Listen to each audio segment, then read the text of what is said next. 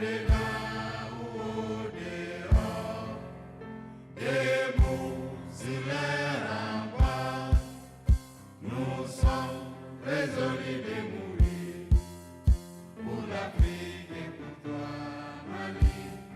Notre drapeau sera liberté pour l'Afrique et pour toi, Mali. Notre combat sera l'unité. Oh Mali d'aujourd'hui, oh Mali de demain.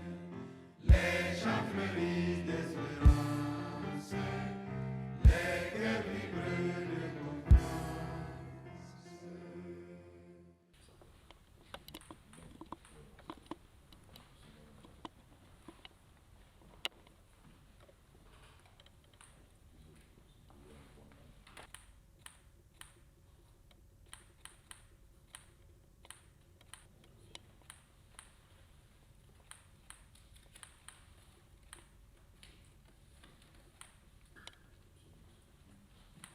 Maliennes, Maliens, mes chers compatriotes,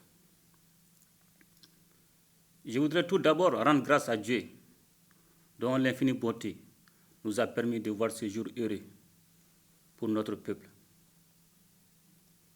En effet, c'est avec beaucoup de fierté et d'espoir que je viens de signer les textes de la Constitution adoptés par le peuple lors du référendum du 18 juin 2023, dont la Cour constitutionnelle a proclamé les résultats définitifs le 21 juillet. Mes chers compatriotes, l'exigence formulée par le peuple au cours des assises nationales de la refondation vient d'être concrétisée par cette signature, qui constitue l'aboutissement d'un processus véritablement historique durant lequel notre peuple a montré sa grande maturité et son sens élevé de la responsabilité. L'acte de promulgation de la Constitution que je viens d'effectuer ouvre ainsi la voie à la naissance de la 4e République du Mali. Mes chers compatriotes,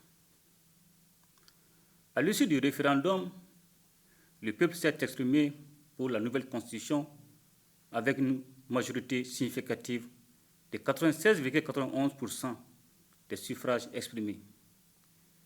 Ceci est la preuve indiscutable de la soif des Maliens de se donner une nouvelle chance pour un nouveau départ. Bien que le projet de constitution ait suscité beaucoup de discussions durant la campagne référendaire, je comprends tous ceux qui, pour diverses raisons, se sont prononcés contre son adoption. En tout état de cause, chacun s'est exprimé comme il se devait dans un débat démocratique sans aucune censure, en utilisant tous les moyens de communication existants. À présent que le peuple s'est prononcé, il n'est nullement question de victoire d'un groupe sur un autre. Le verdict de la Cour constitutionnelle a donné le ton à la célébration de la victoire du peuple malien tout entier. Je voudrais donc vous féliciter tous chaleureusement et vous remercier vivement pour ce pas important que nous venons de franchir dans la marche historique de notre peuple pour sa souveraineté dans tous les domaines. Mes chers compatriotes, aujourd'hui, le Mali peut sereinement envisager son avenir politique en mettant en place les institutions qui auront la lourde responsabilité de faire ses premiers pas à la toute nouvelle République. Toutefois, nul ne doit se tromper, car avec la rédaction de cette Constitution, il ne s'agissait point de renier l'histoire politique et institutionnelle de notre pays. Il était plutôt question, par un saut qualitatif, d'atteindre les objectifs de refondation formulés par les Maliennes et les Maliens au cours des assises nationales de la refondation.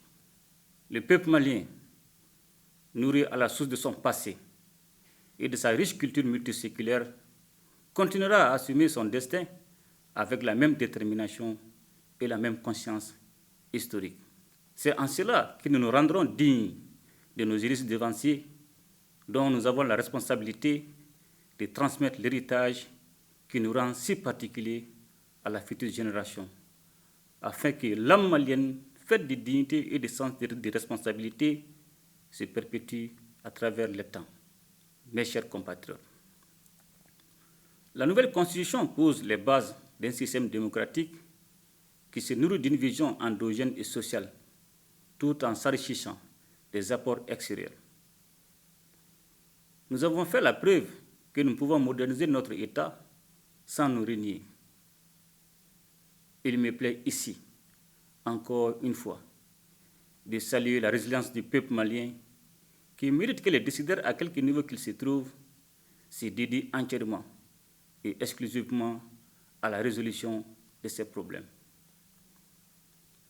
C'est pour cette raison que le Conseil a tenu à mettre au fondement de l'action publique les principes visant le respect de la souveraineté du Mali, le respect des choix stratégiques et des choix des partenaires opérés par le Mali, la défense des intérêts vitaux du peuple malien dans les décisions prises. Mes chers compatriotes, avec cette nouvelle constitution, le Mali prend ainsi un nouveau départ, celui du Mali-Koura, dans lequel nous bâtirons ensemble une économie forte au service de la satisfaction des besoins des citoyens. Il s'agira, comme nous l'avons déjà commencé, de mettre en place les conditions d'une croissance économique interne qui se fondera sur les technologies nouvelles ainsi que sur une industrie de transformation de nos produits et ressources naturelles, en tenant compte des opportunités de la transition énergétique.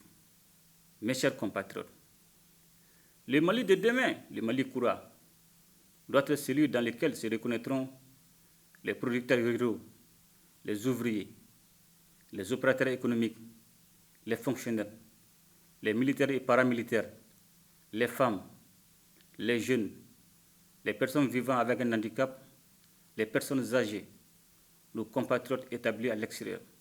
En somme, toutes les catégories sociales et professionnelles sans exclusive.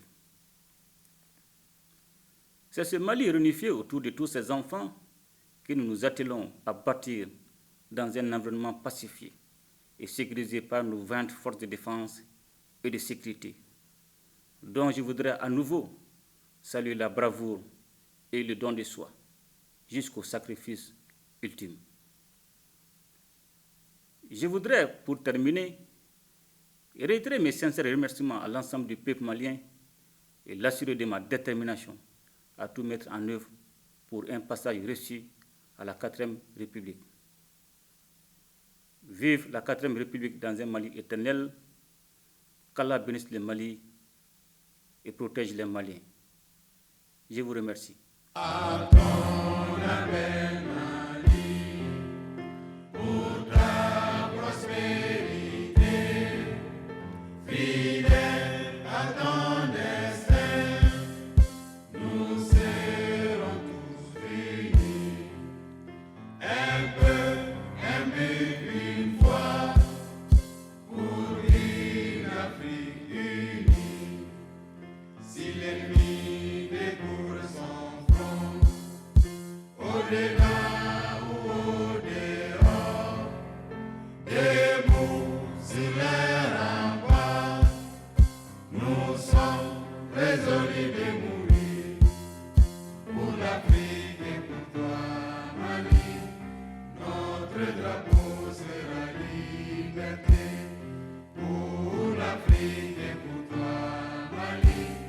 Notre combat sera l'unité. Oh Mali d'aujourd'hui, oh Mali de demain.